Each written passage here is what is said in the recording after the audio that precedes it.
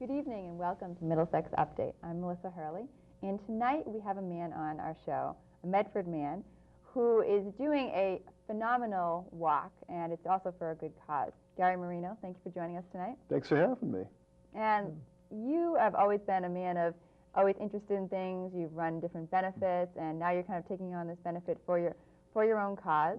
You're embarking on the Million Calorie March on April 5th. So right now, for those of you who are watching at home, Gary's walking through Florida. Tell me, how did you come up with this Million Calorie March? Well, Million Calorie March is sort of a metaphor for my journey to health, you know. I've dealt with obesity my whole life, and I've lost 130 pounds, and I have 60 or 70 more to go. Million Calorie March, originally, I came up with the name as a metaphor for my journey to health.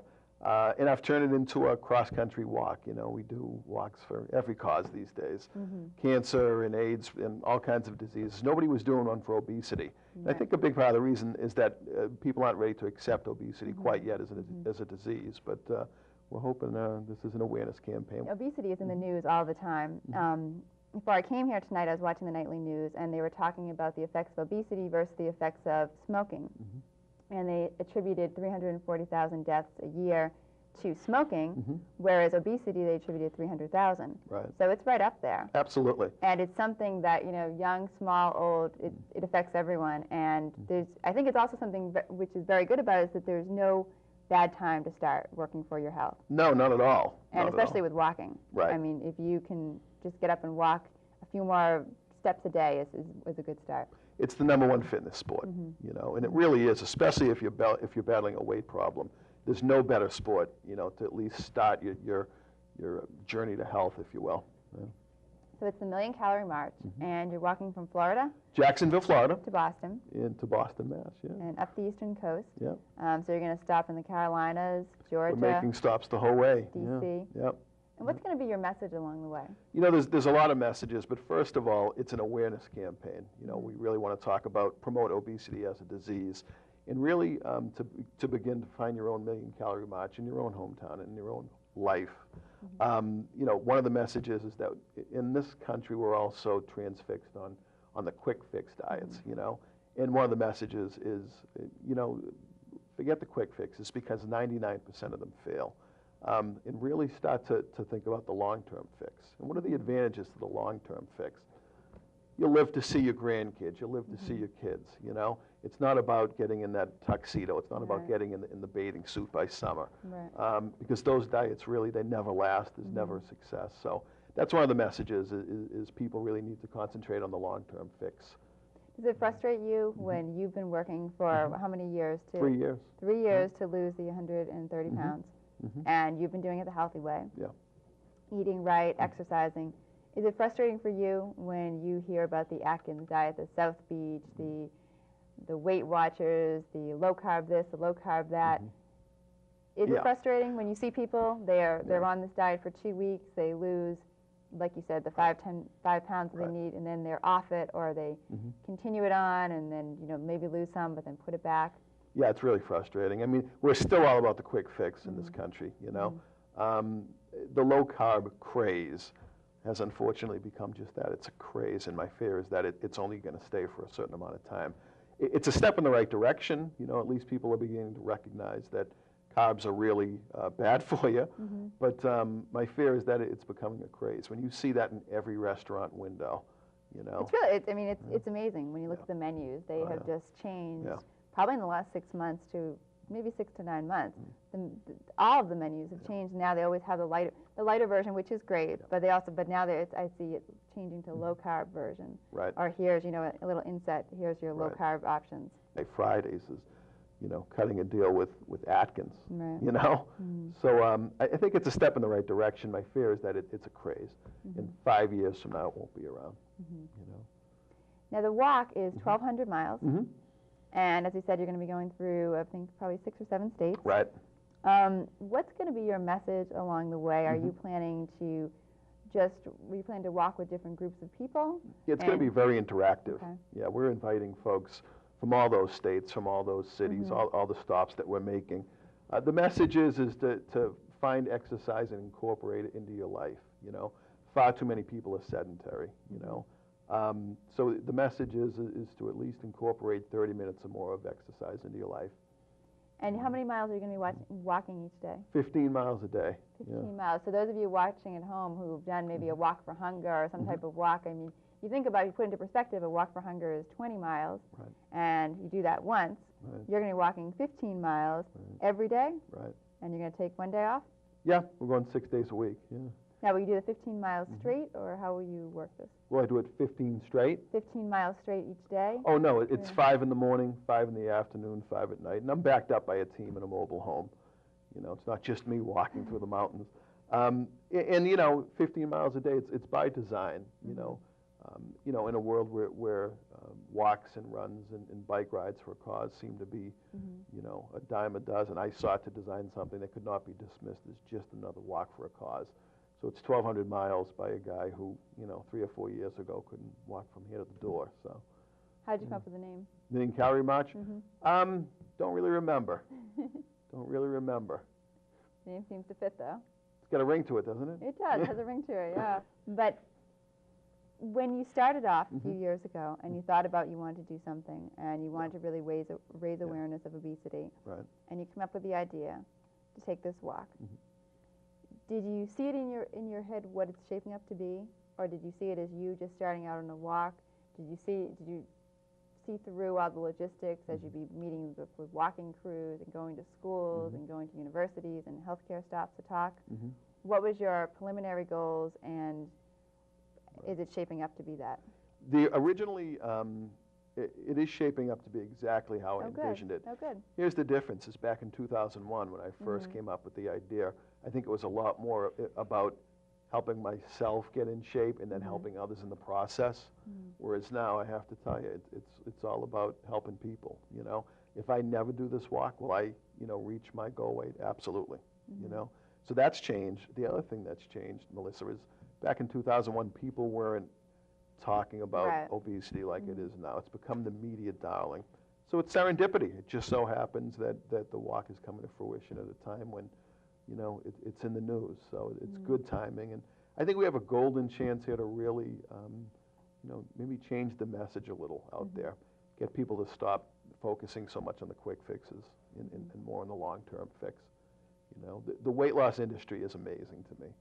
You know, all these years, year after year, you know, it's just been deluged with bad diets. So, you know, hopefully we have a chance to really stir the debate out there. Good, you good. know. You said you've talked to a lot of people along the way in your research and just working out. What's your favorite success story of someone who you've maybe felt as though you've had a part in their success? A young boy from Stowe, Mass, named Nicky Sestito.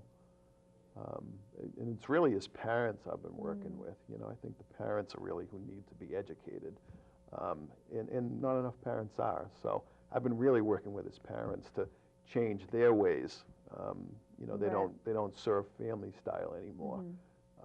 They don't have bad foods in the house anymore, and their son doesn't know it's because of him, which is the most important part. Yeah, you know, it's very cerebral, very psychological. If he knows that they're making changes because of him, it could, you know, puncture his self-esteem, causing him to want to eat more. So it's been done very low key. Oh, good. You know, and they've really, you know, worked with him to find a sport that he'll fall in love with. Good. And stay with for life. So. And you just touched on the fact that the parents are really integral, and especially when we talk about pediatric obesity, because they're shaping the meals, they're deciding when you're going to eat. What's your message to parents? To parents, you know, I know you love your kid, you know, and no parent wants to see their kid grow up overweight. The message is really study your kid, analyze your kid. How much time are they watching TV? How much exercise do they really get? You know, and what are they doing? What times of the day are they eating? Are they emotional eaters? Are they going for seconds? Is it traditional? Do they go for McDonald's and fast food as a treat, or is it a daily occurrence? That type of thing. Well, this is just an amazing feat. Thanks. The Million Calorie March, and your website is www.millioncaloriemarch.com. I believe it will be on your screen throughout the show. Right now, we are going to watch a video.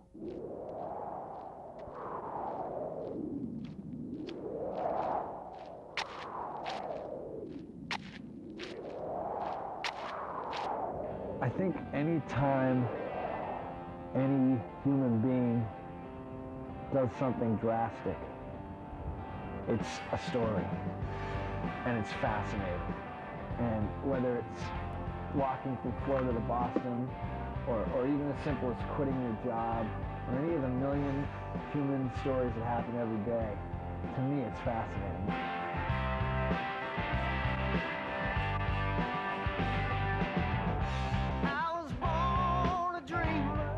Come on, up. 5, let's go, up. 2 more. And that's it. Good. Drastic times required drastic measures, I'll tell you. And I never thought I was the type of person who could inspire people to lose weight. If anything, I thought I was the type of person who inspired them to stay in shape. You know, one look at me and they would keep on running. But I think now maybe that's what I can give, you know? Yeah. This million-calorie march is really going to be quite something. You've lost 120 pounds, but how long did it take you to lose that now? Oh, it's 2.5 years. You're walking from Florida to the Berkshires. That's some 1,200 miles. It's a funny name, but with a serious cause, you know? Basically, we're coming out of Jacksonville, Florida in 2004. And it's going to be very interactive. I'm the only one actually completing the whole 1,200 miles. But we're inviting, for instance, the campers from Camp Kingsmont, which is a weight loss camp in the Berkshires. You're going to be joining me along the way. All right, Gary Marino, terrific, terrific. The foundation is called Highway to Health. The walk and march is the million-calorie march. You're a true hero. He's very committed to seeing this through. Most people who engage in some sort of a weight loss effort tend to give up in the first 2, 3, 4 weeks of trying. So the fact that he's stuck it out this long and he's really putting lots of effort, both mentally and physically, into this is he's doing great. I do know that he is preparing himself. He's not just jumping into going out on this long walk. He's actually setting aside enough time in his life to training. I'm learning the meaning of Hurts So Good. Up until now, I thought it was a John Cougar Mellencamp tune. I think he is thinking outside of the box. And that is so exciting. It's so exciting for him. It gives him hope. This is reaching for something. This is trying something in a whole new way. It's just incredibly exciting. It's hopeful. It's wonderful. Well, I have to tell you, this is probably one of the most unique things that I've ever seen or been involved with in the past 35 years of my existence.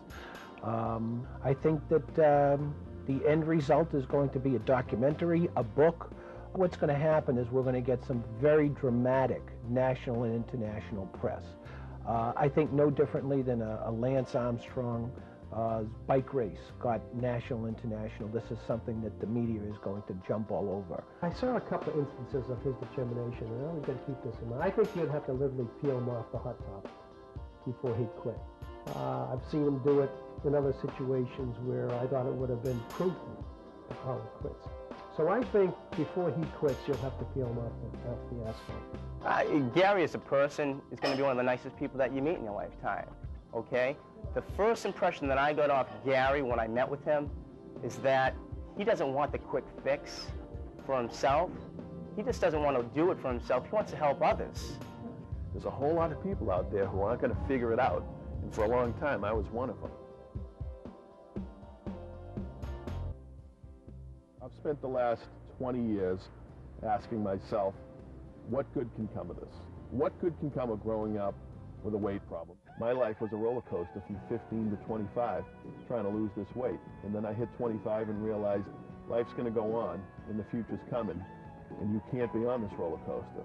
So I decided to ignore my weight and get a life. And 10 years later, I've realized that there is no ignoring it. You can't ignore it. There ain't no way I'm gonna hold back. There ain't no way you can make me run. I've got a great family. I've been blessed in that regard. I've got great friends. Most of the parts of my life are together. I've managed to put together a pretty good company and a pretty good career, but to say that it hasn't been affected by my physical, self, which affects the mental self, would be, again, lying to myself. I used to think that weight only affected certain things in my life, and I woke up in the not-so-distant past and realized that it affects everything I do from A to Z. It is a complete left-hand turn. And anybody out there who has a weight problem like me and thinks that it's not a left-hand turn is fooling themselves. I was born a free man. Now I'm wondering who I am. Dean Wormer said it best in the movie Animal House. Fat, drunk, and stupid is no way to go through life, son. I think humor is a great way to deal with most things in life, and weight's been no different. I've always been into self-parody. This is ridiculous. This is Knights of the Round Table, and this one is named Himalaya. You kind of get the feeling the guys are in the sweatshops high-fiving each other, coming up with the names. And then you have the people who try to make being overweight like endearing to the public. This is size matters. And over here, think big. My dad used to call me a block off the old chip. You know, and I had this wonderful Italian grandmother who could find nutritional value in just about anything. Pizza? Well, the oil in pizza keeps your joints lubed, and all those vegetables, excellent. You get your whole daily allowance in one slice. Chinese food, excellent for the air canals. Ice cream, good for the whites of your eyes. Yep. Nah. The bottom line is there was a time in my life when I was healthy and I was happy, and I'm going back there. One way or another, I am definitely going back there. It is powerful. It is a universal experience for anyone who's carrying a lot of weight. If I can do this and inspire even one person, light the fire under even one person by doing this walk, then I'll be able to look in the mirror the rest of my life and know that this happened for a reason. One man's quest, and it's going to be a very inspirational, a very motivational event. I think it can just inspire. I think too many people in our society, the few who are lucky enough to lose the weight, they sort of move on. I'm not going anywhere. I think that this is a winner. I think it's a winner for everybody. I think it's a winner for people who share lives in common with Gary. And I think it's an incredible winner for Gary. And I just kind of see him really stirring up a storm. I mean, he is very magnetic and excited. And I think he'll have problems, obviously, with his body, but he seems to have thought out how to deal with that along the way. And I think there's going to be people trailing him, and I think there's going to be cameras trailing him. I think this is very exciting. And we're going to fund gym teachers for high schools. We're going to put them back in the high schools and the grammar schools, very important. We're going to produce educational and instructional DVDs for parents of overweight children. We're going to have an interactive website, the likes that you've never seen. Circumstances don't create a man, they reveal who he is. I was born a free man. If I can complete this walk, I'll be going home a free man. Who knows, maybe for the first time in my life.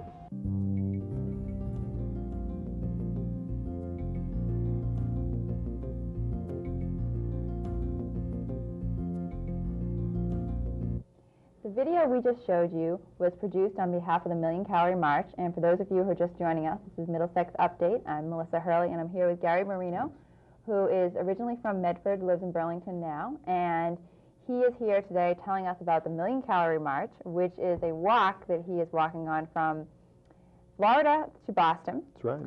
And it's all to raise awareness of pediatric obesity and to raise funds for your foundation, Generation Excel, which we talked about a little bit on the video.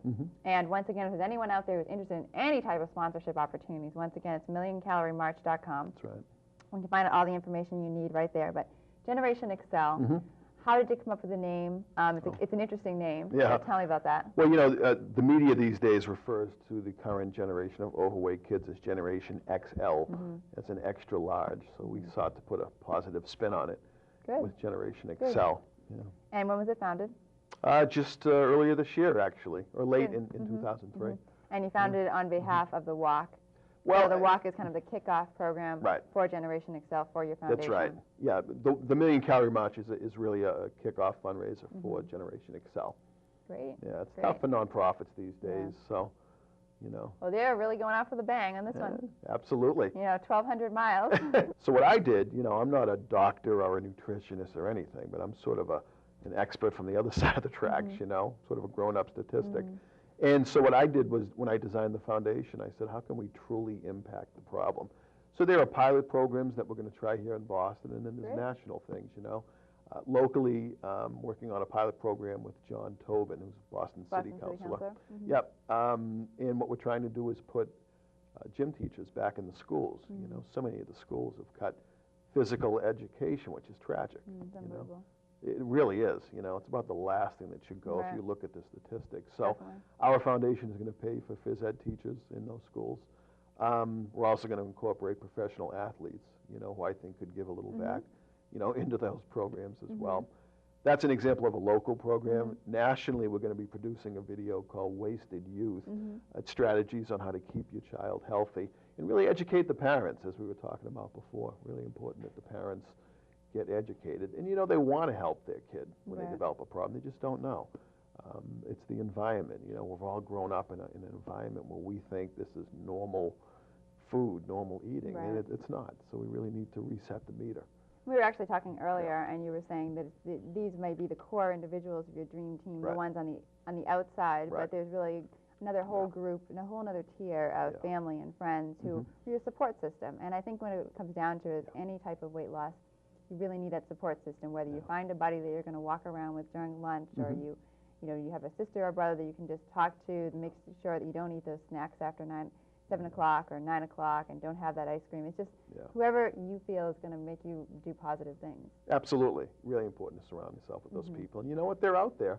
You know, we love a guy losing weight. It's like a lottery where everybody wins, you know. Gary, you know, it's such a serious subject, but you really show your humor throughout the interview, and especially throughout the video.